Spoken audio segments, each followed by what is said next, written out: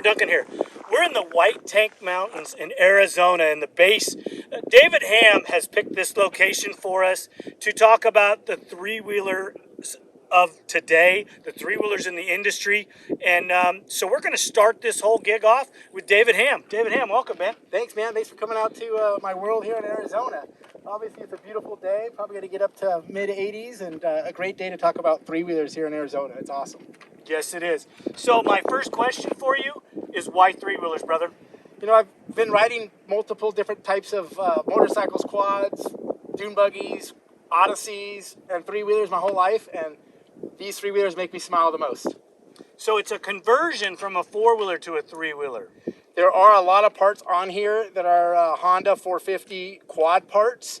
It's kind of a mix between a motorcycle and a quad, and we morphed the two together and made it happen. And this is the three-wheeler that I'm choosing to race. I think it's the best handling three-wheeler ever made myself.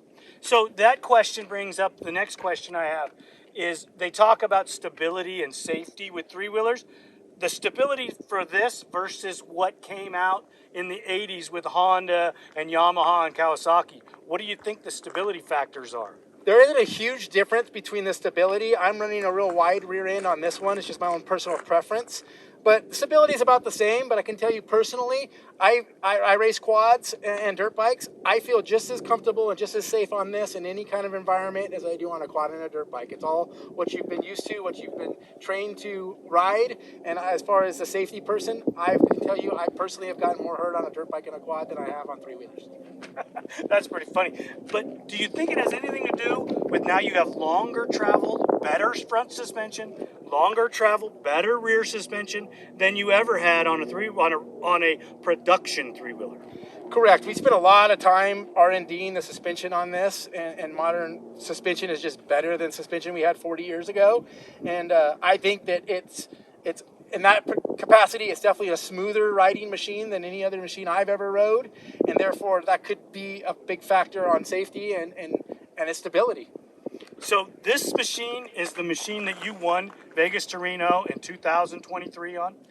Not this exact one, but basically a replica of this with some different things. This is the machine that I have raced this machine in some of the best in the desert races and won, just not Vegas to Reno.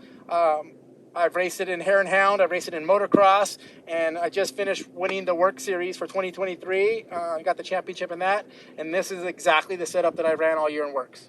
Didn't you also race a quad in Works? I'm not trying to overshadow or take away, but you did win a championship on a quad in the Work Series as well. Yeah, this year I decided to double my fun and race a quad on the same weekends I've been racing the three-wheeler, and got lucky enough to get the championship on the quad class on the 50 and over class, yes. Is there any environment that you would say that you can't ride this three-wheeler in? No, I think that this three-wheeler will go any place that a quad would go, and some things has a slight advantage over a quad. Just the fact that the front end on this, I can lift it up at any time I want without a lot of power or body English, where a quad takes a lot more power and body English to get the front end to lift up, and I can lift that front end up over obstacles, which comes in handy a lot. So one of the things that I've seen in some of the other articles that they've brought up about three-wheelers is Jeep trails and the fact that it's an off-camber scenario where the three-wheeler tips over. You don't have that issue with this machine, do you?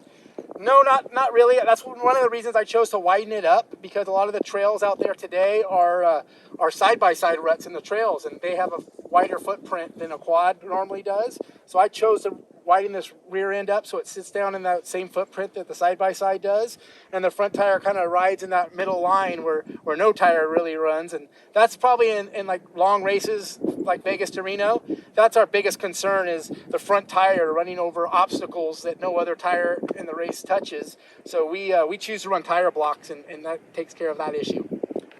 The tire blocks keeping from getting flats and keeping the tire, if you're running lower air pressures, from collapsing a rim, something like that. Absolutely. We've had zero issues in some of our long races with running the blocks and tire problems, or some of the guys who have been racing against choosing not to run the blocks. I don't think anybody's gone all the way through a race without a flat. That's awesome.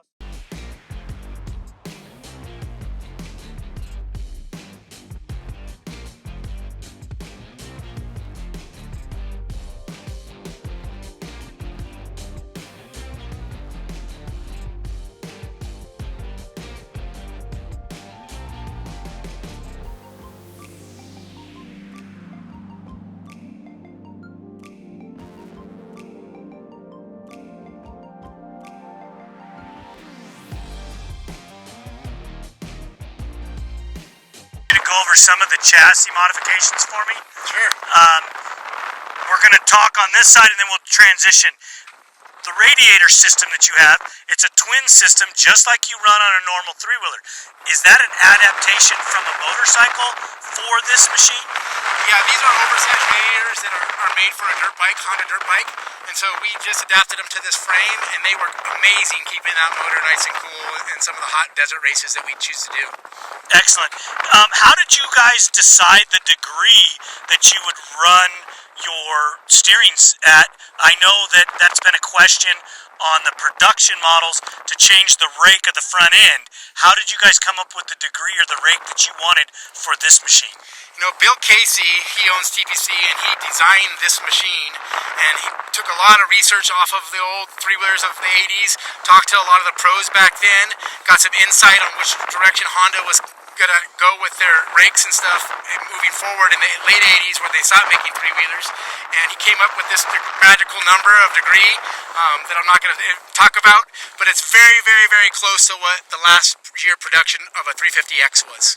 Oh, that's great. That's good. I mean, I don't want to give away secrets or anything like that, but that's excellent that he's taken the time to come up with that. So the rear of this machine is a TRX 450R 06 model up, correct? That is correct. Looks like you're running the same linkage, same rear shock, or is it 0405? No, everything there is 06 and up. The magic of this machine is almost every single part on this machine, you could still go into a Honda shop today and buy anything as long as they have it in stock over the counter. Excellent. That's amazing for the consumer to be able to buy that. So a lot of your four-wheelers now run heel guards. Why no heel guards on the three-wheeler? Is it a safety issue that you should run, or is it a personal preference? You know, I grew up riding three-wheelers since I was 5 years old, and I learned very early, as most of us have, not to put your foot down and keep your foot on the pegs almost at all times. And I personally, and the guys that I race with, they come from that same era, and none of us have had any problems ever with our feet coming off those pegs, so we just see heel guards and all the big stuff that goes on there to keep your foot from going and hitting the ground as just a nuisance and in our way. We've never had any problems with it. That's awesome. So when we look at the controls, we're going to rotate this machine around so that we can get to the controls. So you have all of the same controls. You have a key, your temperature light, you're running a thumb throttle, the same one that comes on the four-wheeler. Anything special about this configuration that is different, or something that you have to change to make it work for you? You know, we tried flex bars here a few years back, and every single person that's had the opportunity to ride this along with me in some of the team races absolutely fell in love with the flex bars and the easiness on the arms and the grip and no arm pump and all that. So we've just stuck with them. We love the flex bars on everything, and so that's it. I mean, that's the key for us. Other than that, everything on this is, like I said, it's stuff that you can get at any Honda shop that goes on a quad or a dirt bike. That's pretty awesome stuff right there. 450R, TRX 450R master cylinder, and you're using the caliper off of the motorcycle. Is there a specific year front end that we use on this machine? You know, I believe this is all 06 stuff off of a 450, but again, Honda is known for keeping their same bolt patterns for years and years on machines, so there's a lot of years that you can get aftermarket parts for the dirt bike components that are on this that'll fit right on. That's awesome stuff.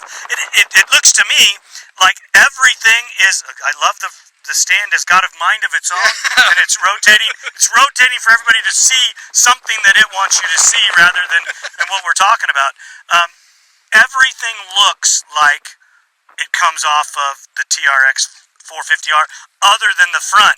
So the camera can see what we're looking at on the other side. So the viewer, as we're going to talk about the frame here, go ahead and describe how they adapted the three-wheeler portion to the front of this frame. Sure.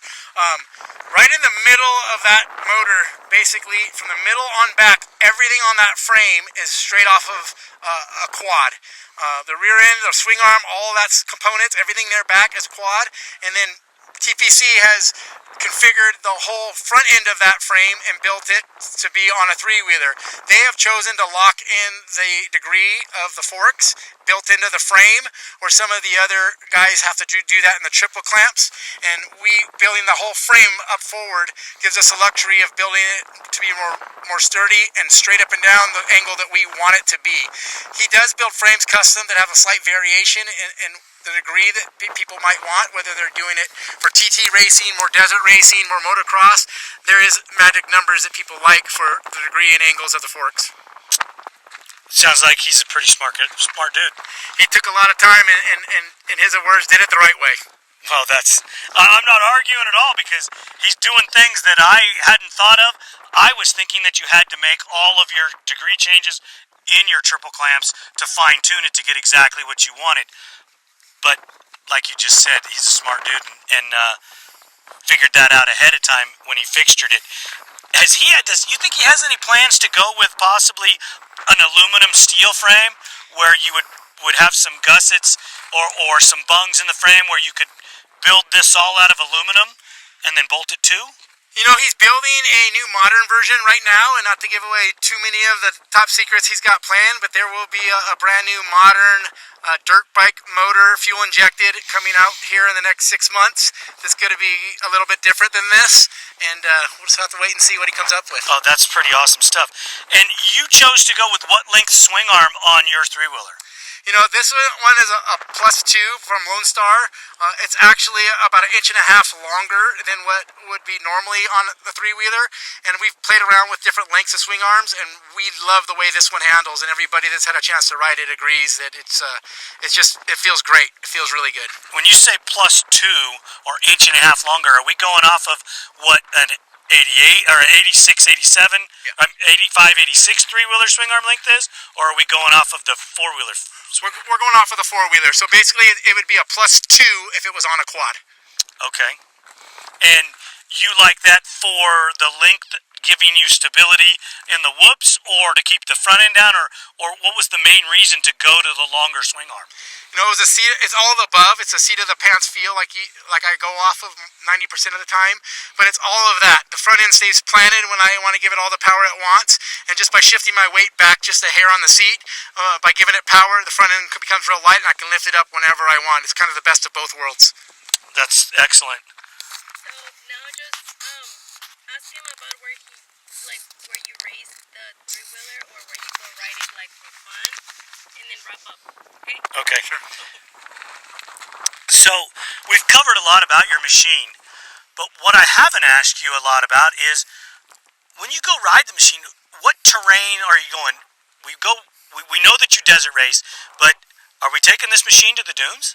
I was in Glamis last weekend with this machine, so I ride this machine everywhere. Where we're at right now is my backyard, and we got endless miles of desert right here that replicate a lot of the same type of terrain that I race on in the long desert races. So this is an awesome place to do training, and I'm blessed to have this literally in my backyard. I can get here on this machine, ride it from my front driveway to where we're sitting right now in less than 5 minutes, and to be able to take off and go for miles and miles is a huge advantage on the hobby that I choose. That's incredible stuff right there. So hard pack, sand dunes, Jeep trails, virgin desert, doesn't matter. You're going to ride this three-wheeler everywhere. Everywhere, and that's what he designed this thing for. That's what the original three-wheelers were. They were all-terrain cycles, ATC, all-terrain cycles. And he just took it to the same direction, and he wanted a machine that did everything really, really good. So when are we going to see you at the Dakar Rally? As soon as we can get enough funds to go over there and do that. From what I understand, my pockets are nowhere near deep enough. David, as always, it's a pleasure. Thank you so much for coming out, bringing us to your backyard, your playground. We love it. Everybody, David Ham on three-wheelers. Thank you so much.